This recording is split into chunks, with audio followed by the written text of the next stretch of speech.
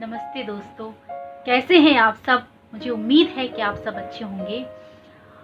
पर्दा प्रथा पहले क्यों ज़रूरी था और अब क्यों ज़रूरी नहीं है?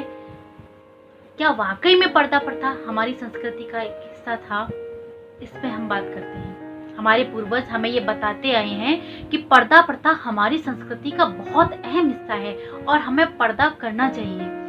बहुत इम्पोर्टेंट पार्ट है हमारी संस्कृति का। मैं उनको बताना चाहती हूँ कि पर्दा प्रथा हिंदू धर्म का, हिंदू संस्कृति का, इनफैक्ट भारत की संस्कृति का कभी हिस्सा था ही नहीं। भारत वर्ष के 500 ईसा पूर्व रचित निरुक्त में लिखा है कि जब स्त्रियां न्यायालय जाती थी तो वो बिना पर्दों के जाती थी। आशुलायन ग्रह सूत्र में लिखा है कि प्रत्येक निवेश के स्थान यानी कि प्रत्येक रुकने के स्थान, जब एक शादी होती थी एक जोड़े की, तो जो लड़का होता था और जो लड़की का घर होता था, जब वो विदा होके आता था तो उसके बीच में जितनी भी जगह होती थी वहां पर एक लड़की को पालकी से उतारा जाता था सॉरी पालकी से उतारा जाता था और जितने भी बड़े थे उनका आशीर्वाद दिया जाता था उसको देखकर। यानी कि तब भी हमारे यहाँ पर्दा प्रथा नहीं थी। जो हमारा वेद है ऋग्वेद, उसमें भी एक औरत की तरफ देखकर शादी कराने का प्रावधान है। उसमें एक सूत्र है इससे रिलेटेड जिसका सार है कि यह कन्या मंगल मई है, एकत्र हो, इसकी ओर देखो, इसे आशीष दो और तभी आप अपने घर जा सकते हो। इसका मतलब है कि ऋग्वेद जो काल था तब भी हमारे यहाँ पर्दा प्रथा बिल्कुल भी नहीं थी। रामायण महाभारत हमने देखा हुआ है, वहां भी कुंती और सीता को पर्दे में नहीं दिखाया गया है।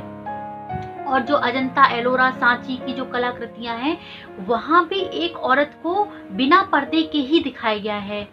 इनफैक्ट उनका जो वेशभूषा है और जो हमने बुक्स में पढ़ा हुआ है, उनका जो कपड़े थे, हम लोग जैसे ब्लाउज बोलते हैं या कहीं चोली बोलते हैं, उनके समय में तो साड़ियों को डायरेक्ट पहना जाता था, वो भी ऊंचा। अगर हम उन कलाकृतियों को देखें या हम पढ़ें, यानी कि हम उनसे बहुत बेहतरीन ढंग में हैं इस टाइम। इसके अलावा जो मनु और याज्ञवल्क्य थे, उन्होंने भी औरतों के लिए बहुत सारे नियमों को बताया, बहुत सारे नियमों को लिखा, लेकिन पर्दा प्रथा का वर्णन उनकी भी किसी कृति में नहीं मिलता है। पर्दा क्या है? पर्दा एक इस्लामी शब्द है जिसका मतलब है ढकना, जो बुर्का से रिलेटेड है, जो हमारे देश में तब आया जब मुगल हमारे देश में आए। यानी कि वो हमारी संस्कृति नहीं है, वो किसकी संस्कृति है? इस्लाम की संस्कृति, जो केवल हम पर थोपी गई है। हाँ, उस समय सच में उसकी जरूरत थी, क्योंकि जो मुस्लिम आक्रमणकारी जो हमारे देश में आए वो क्या करते थे? किसी का भी रेप कर देते थे, जो भी लड़की उनको खूबसूरत लगती थी उनको उठा ले जाते थे। और ऐसा राजघराने के लोगों के साथ बहुत करते थे वो लोग। और स्पेशली जो पर्दा प्रथा थी उसकी शुरुआत हमारे यहाँ राजस्थान से हुई। वहाँ के जो राजवंशी थे, जो राजपूत थे, उन्होंने अपने समाज की बेटियों बहुओं को उन मुस्लिम शासकों से बचाने के लिए इस प्रथा को लाया गया। लेकिन ये परमानेंट नहीं थी, केवल उस समय के लिए थी, उसकी जरूरत थी और सच में उससे बहुत लोग बचे भी, बहुत सारी बहुओं बेटियों की रक्षा भी हुई। लेकिन क्या वाकई में आज पर्दा प्रथा की जरूरत है? हम आजाद हो गए हैं, हमारे ऊपर किसी का भी शासन नहीं है, हम बिल्कुल स्वतंत्र हैं। इतने सारे वुमेन्स आयोग बने हुए हैं, वुमेन्स हेल्पलाइन नंबर भी है, अब तो पुलिस नंबर भी है। और पर्दा करवाया किससे जाता है? जो हमारे अपने हैं, दूसरों से नहीं। हम अपने शहर से बाहर रहते हैं, किससे पर्दा करते हैं? किसी से भी नहीं करते।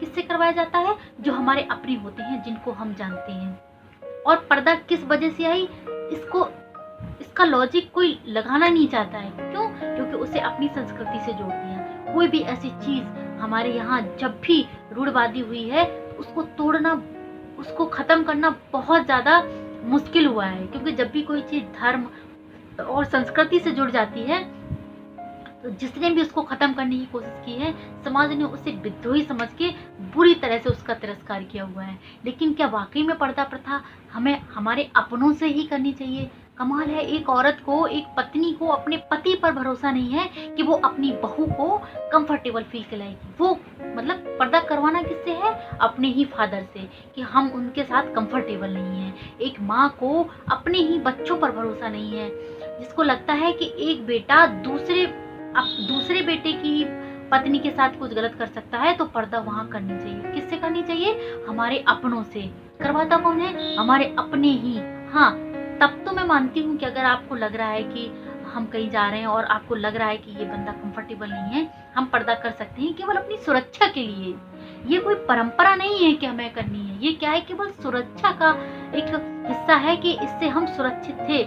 लेकिन क्या वाकई में आज इसकी जरूरत है? पर्दा प्रथा एक औरत को गुलामी महसूस कराती है, वो नारी की चेतना के लिए बहुत ज्यादा अवरुद्ध पैदा करती है और इस टाइम हमारे समाज के लिए तो बिल्कुल भी जरूरत नहीं है।